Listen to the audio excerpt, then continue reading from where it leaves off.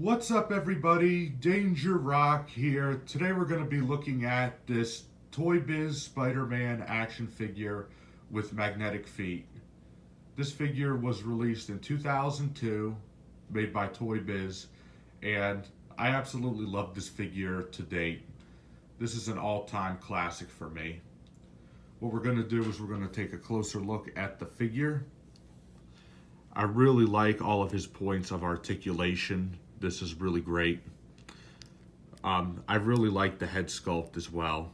If just looking at this guy, this is one of the only Spider-Man figures that I've seen where the eyes look like circular, which is actually really different and unique. And the biggest difference with this Spider-Man figure is he has magnet feet. Now, there was another figure like this called the Leap and Stick Spider-Man, which actually had magnet hands. But this one doesn't have that. But the thing I really think is really cool is that he does have finger articulation. As you can see, it's just his two middle fingers, but his fingers move right there and you could get him into a whipping pose. And I actually really like this guy a lot. I know I said something about his articulation. It's actually more so, I feel, than on the figures that we get today. His head can fully rotate. His arms could go up that far. He has shoulder movement. He has wrist articulation and finger articulation, so that's awesome right there. He also has articulation in the diaphragm a little bit. This can move up and down. It could go up about that far, down, back. His waist can fully rotate. He has calf rotation. He has knee articulation.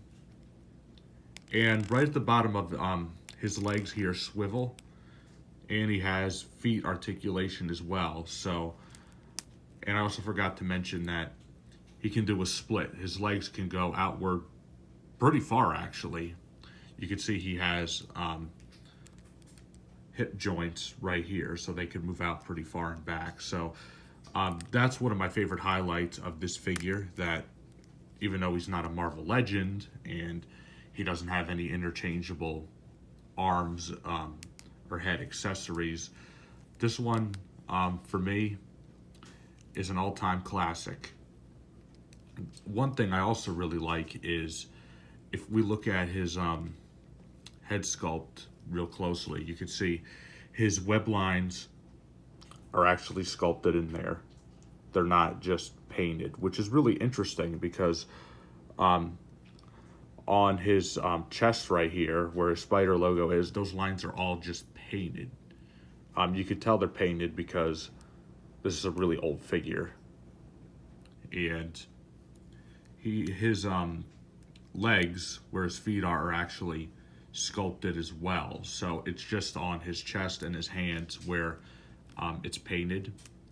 And I also really like that this is not red and blue. This is like a really dark blue, almost blackish kind of color.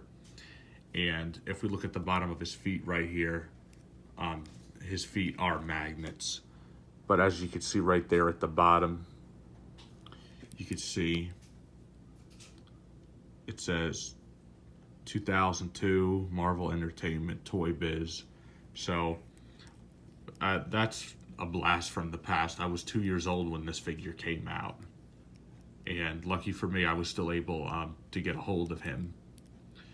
So I really like this a lot. What we're going to do is we're going to stand him up right here so I could compare him to another Spider-Man figure. And coincidentally, this one right here also came out in 2002.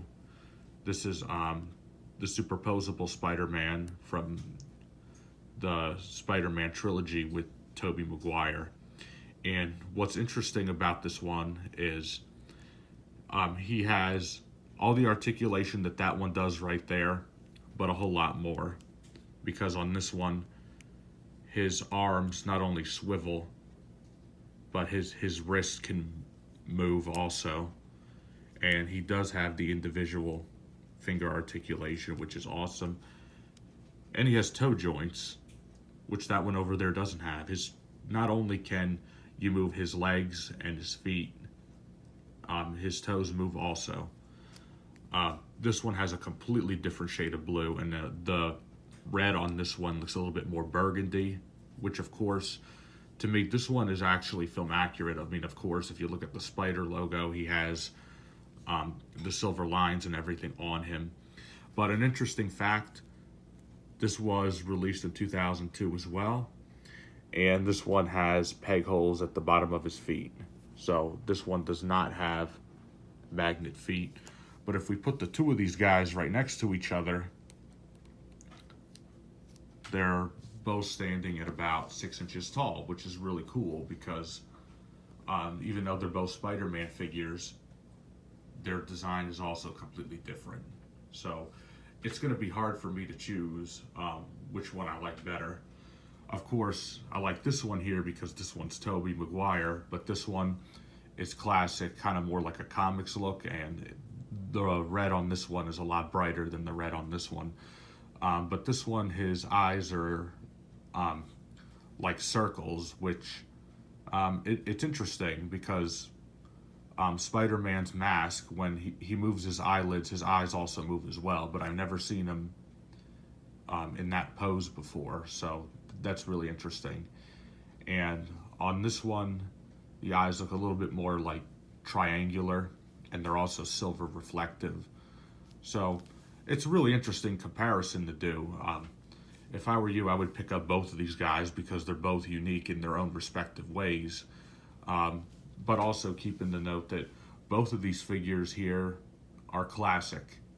At least they are to me at this point, because they don't make either one of them anymore.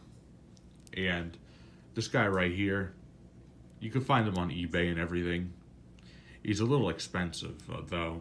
He goes for around $40 if you could find him.